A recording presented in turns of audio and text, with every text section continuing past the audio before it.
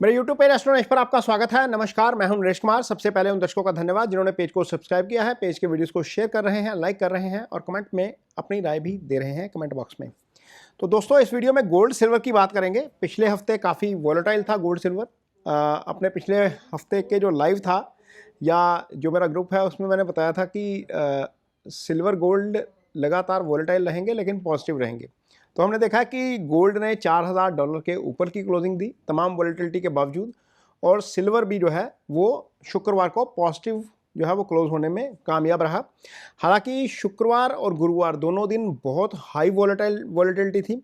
सुबह उसने पंच किया, जब उसका पंचिंग रेट होता है मॉर्निंग में 1,43,900 के आसपास, शाम को पहुंचा 1,53,600 के आसपास, 500-600 के आसपास, फिर नीचे उसने पटका दोबारा और लगातार ये 10,000 पॉइंट की उसमें वॉलेटिलिटी। मीन्स जिसने तो MCX में काम किया वो तो फंस ही जाएगा। खैर, वो तो बुरे बुरे फंस गए लोग। खैर, ये अपना स्टाइल है काम करने का। कुछ लोग ETF में काम कर रहे हैं, कुछ लोग वैसे काम कर रहे हैं, MCX में काम कर रहे हैं। लेकिन इस वीडियो में 2-3 चीज़ों की बात करेंगे। एक तो ये आपके सामने जो आपको नज़र आ रही है, ये बिजनेस स्टैंडर्ड न्यूज़पेपर की कटिंग है। इस न्यूज़ में आप समझेंगे कि जितने भी AMC हैं, जिसको हम एसेट मैनेजमेंट कंपनीज बोलते हैं, जो गोल्ड और सिल्वर का ETF लोगों को बेचते हैं, अब देखिए यहाँ पर प्रीमियम चल रहा है, 12% तक का प्रीमियम था। नौबत ये आ गई कि कोटक को अपना ETF बंद करना पड़ा। इस तरह की स्केर्सिटी बाजार में पैदा हो गई सिल्वर को लेकर। 11 देशों में ऐसी खबर आ रही है कि सिल्वर की अवेलेबिलिटी नहीं है, फिजिकल सिल्वर की अवेलेबिलिटी 11 देशों में नहीं है। जो स्पॉट मार्केट है वहाँ पर प्रीमियम जो है वो लगभग 20-22 हज़ार के आसपास पहुँच चुका है। 1,48,000 का MCX का रेट है, उसके ऊपर GST वगैरह मिला के हमें फिजिकल में मिलता है। लेकिन यदि इसको प्रीमियम को देखेंगे तो ये 170 के आसपास की जो है वो बात हो रही है बाज़ार में। तो इतने प्रीमियम पे चांदी मिल रही है और चांदी को लेकर इतनी स्केर्सिटी है। ये फ़ोटो देखिए ज़रा, एक फ़ोटो है। ऐसी स्केर्सिटी मीन्स कब आती है? ये 1907 की फ़ोटो है। ये न्यूयॉर्क है और न्यूयॉर्क में 1907 में ऐसे ही क्योस हो गया था जब लोगों को लगा कि उनका पैसा बैंकों में डूब जाएगा। उस समय फेडरल रिजर्व नहीं हुआ करता था। शनि जब मीन राशि में आते हैं ऐसा ही क्योस होता है, और ये क्योस अब चांदी को लेकर पैदा हो गया है। तो चांदी नहीं मिल रही है, और हालांकि बहुत सारे विश्लेषक ये कह रहे हैं कि 1980 में टॉप किया था $50 का, फिर नीचे आया, फिर 2011 में टॉप किया, फिर नीचे आया। लेकिन 1980 और 2011 इन दोनों वर्षों की स्थिति में और 2025 की स्थिति में ज़मीन आसमान का अंतर है। एस्ट्रोलॉजी पर भी आएंगे, मैं आपको एस्ट्रोलॉजिकली भी बताऊंगा, लेकिन पहले थोड़ा सा फंडामेंटली एक बार देख लें, क्योंकि बहुत सारे लोग बोल रहे हैं, यूट्यूब के ऊपर भी बोला जा रहा है कि अब एक बार 50 हिट कर गया, अब नीचे आएगा ही आएगा। अब इसको समझिए ज़रा। 1980 में हंट ब्रदर्स ने चांदी खरीद ली थी। कितनी चांदी खरीदी? स्टोर करने के लिए 2000 एकड़ जगह खरीदनी पड़ी, इतनी चांदी खरीद ली थी। मीन सारा माल ही एक बंदे के पास चला गया। तो वहाँ से फिर सिल्वर टूटना शुरू हुआ, $50 से टूटा और 10 पे आ गया। एक ही बार गया था वहाँ पर, उस समय एक ही बार गया था, और वो उसने पीक टच किया क्योंकि स्कैरसिटी थी, नीचे आया।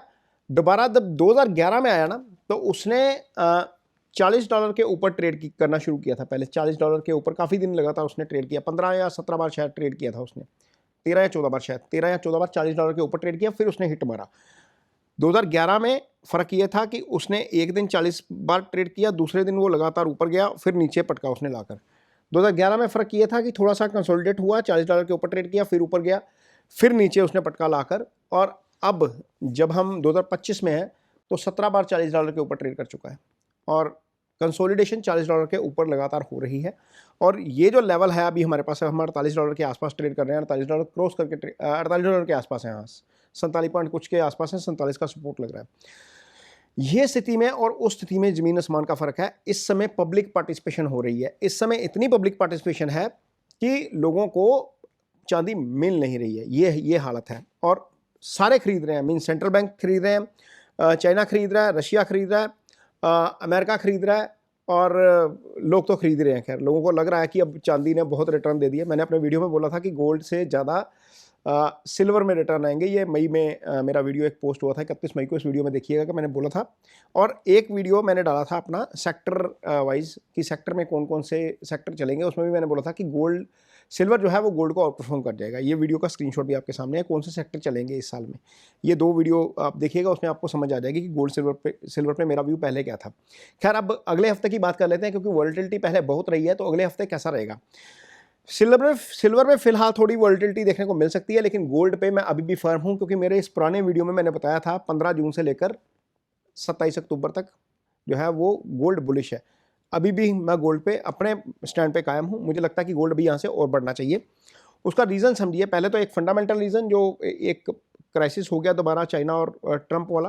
ट्रंप ने ड्यूटी इम्पोज की और 100% टैरिफ लगाया, और चाइना ने रिटेलिएट करते हुए उसके ऊपर रिवर्स टैरिफ लगा दिया उसके शिप्स के ऊपर। उसके जो आते हैं ना, जो सामान लेकर, एक्सपोर्ट का सामान लेकर शिप आते हैं, वहाँ पर जो चाइना उनसे फीस वसूल करता है उसमें वृद्धि करती है। तो ये रिटेलिएशन में उसने कदम उठाया है इससे। और उसके बदले में ट्रंप ने एक इंडिकेट किया है कि वो बोइंग जो है, बोइंग से जब जो सामान इंपोर्ट होता है, जहाज़ जो चलते हैं ना बोइंग के, उसके जो पार्ट्स होते हैं, चाइना के पास बहुत बड़ा फ्लीट है।